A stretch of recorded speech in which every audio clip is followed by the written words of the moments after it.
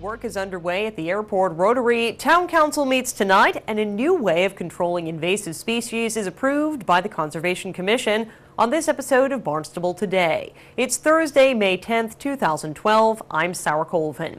Major changes are underway at the airport rotary in Hyannis. Crews are out today working in one of the town's busiest areas. Drivers will notice the entrance to Barnstable Municipal Airport and the airport access road from the rotary is now permanently closed. Drivers will need to access the airport either from Independence Drive or Hinckley Road. Drivers should expect delays while in the area today, although as you can see, while our camera crews were out about 10:30 this morning, traffic did appear to be flowing freely. Do expect delays if you're traveling in and around the airport rotary for the next few days. In other airport news, artwork will be hung in the brand new terminal this Friday. The committee selected the work of 15 local artists for display. Arts Foundation of Cape Cod Executive Director Kevin Howard says the exhibit is an extraordinary display of local talent. The work will be on display at the terminal for 6 months. A celebration commemorating the completion of construction at the terminal is set for Friday, May 18th at 1 p.m. Town Council is holding a special meeting this evening. The only items on the agenda are concerning contract negotiations for acting town manager Tom Lynch. The council is expected to go into executive session. The meeting begins tonight at 7 p.m. right here at Town Hall. The Centerville, Osterville, Marston's Mills Fire District wishes to construct a new drinking water pumping facility in Marston's Mills. The group was before the Conservation Commission this week. Right, like the other pumping stations that they have, similar kind of activity. It's a little less than 500 gallons that's stored on site to get them through about a month. Okay, so yeah, like so once a every month right, they yeah. come through. So the total amount that you have is potassium hydroxide, you said? Yeah. Isn't that much? There's a secondary containment inside the building. So if it spills inside the building, there's a concrete containment area that holds 150%. So it's much more than the actual storage inside. David Lawler. I'm a Prudential Committee member of the COMM, and this pumping station was vetted and is very important for the clean, potable water for the citizens of Centerville, Osterville, and Marston's Mills. Sorry, I didn't know you had it on, but it seems that the board is in that direction, but would request your support for it. The Conservation Commission approved that application. Also on the agenda, an amended order from the Conservation Division to use hand pulling and suction harvesting to control invasive species at Waquaket Lake and Burst Pond. Well, we're doing quite a bit of hand pulling without the suction harvester.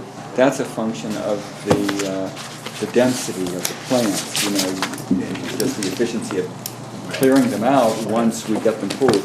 But we're doing a good measure of hand pulling at Mystic Lake for hydrilla, and we're doing it also on Long Pond, although we're not quite at the end of the herbicide need. Right. We'll assess that this year, and there's a regression there that's evident. But yeah, we keep this in mind always. Is this technology applicable to Long Pond? When you knock it back enough. Yes, it could be. That would be the next step at Long Pond within the eastern basin, where heretofore we've had to treat. So once we get it down to manageable size for hand pulling, that would help us do it efficiently. Because I'm really looking to see a sunset on the herbicide use and the closure. Although we've had some relaxation at the end of the year for fishing, but Rob, I wondered if you'd give us a long-term prognosis in terms of the health of our freshwater ponds in terms of these invasive species. We were really taken aback by the finding of hydrilla in a half dozen places. In one of those places, kind of like the community boat, or the community pier, serving one of the developments west side of Mystic. We're really upset by that discovery that hydrilla had taken hold there and appeared like ready to thrive again.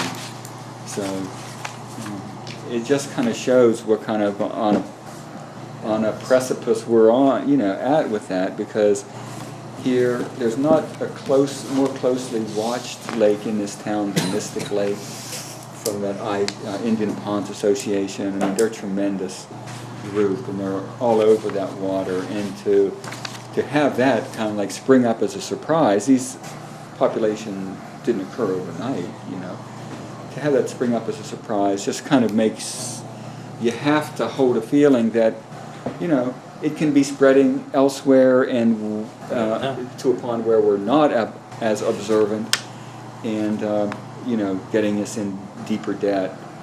So it's, it's a sobering perspective, whatever, that I think we have a sobering situation, and we just have to see the town's felt it in its interest, and I applaud the town for wanting to tackle it, but no, we can't. It will be difficult, pond after pond after pond. And we're only talking about our town. Well, what if it's in other towns that don't have the resources that Barnstable has? So, it's certainly a yellow light on it. We're worried about it. That led to a further discussion about the origin of invasive species like hydrilla. No, I mean, it's speculated by our consultant for the alum treatment at Mystic Lake that it was likely birds likely brought from Long Pond. But I have a hard time buying that just because we're nipping that in the bud so early. I mean, as a mature plant, as a plant fragment. But what he could be saying without, he didn't exactly spell it out, but as I think about it, he could be saying that the birds, being puddling ducks as they are getting into the seed pool, which has been what we've been fighting at Long Pond. That population in Eastern Basin was so mature by the time we Got it. So those seeds survive, the digestive system of ducks. Yep. So that's what's going on. It has to be that. Yeah. And the thought is that the seed pool, it's actually a tuber pool, but the seed pool, like if you look in the literature, 10 years. I'm sorry, 7 years is thought to be the duration. Well, it's longer than that. We've shown it to be because we're eliminating every sprouting plant. They don't have a chance to produce anything else. They can't survive themselves. The Conservation Commission approved the amendment. Discussion at this week's meeting also included further investigation into how the town can move away from using herbicides to control invasive species. Another word of caution to drivers. Paving work at Exit 5 is scheduled to take place this weekend, weather permitting. Sunday night, crews will pave the eastbound exit and roundabout along with the southern portion of Route 149. The westbound exit ramp and the rest of 149 are scheduled for paving Monday night, again weather permitting. Those exits will be closed to traffic during paving operations. Barnstable This Morning is changing. Details for you right now.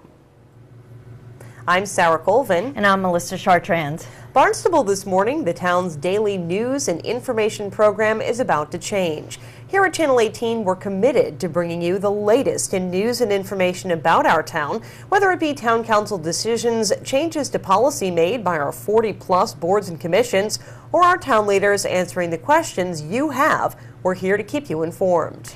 For more than 2 years, Barnstable This Morning has featured interviews with our town leaders like Town Manager Tom Lynch, DPW Director Mark Els, and Town Council President Fred Cherigotis. We've also heard from our local legislators and educators in Barnstable and beyond. While we'll continue to bring you valuable interviews with our town leaders, we're also planning to broaden our scope of news coverage. When you tune in at 7 a.m. on May 21st, you'll see a brand new look for Barnstable This Morning. More news, a faster pace, while still bringing you the information you need to start the day off right. So bear with us while we work to improve and enhance Barnstable This Morning. We'll be back on May 21st with our brand new show. In the meantime, enjoy our Barnstable Today news program. We look forward to keeping you up to date right here on Channel 18.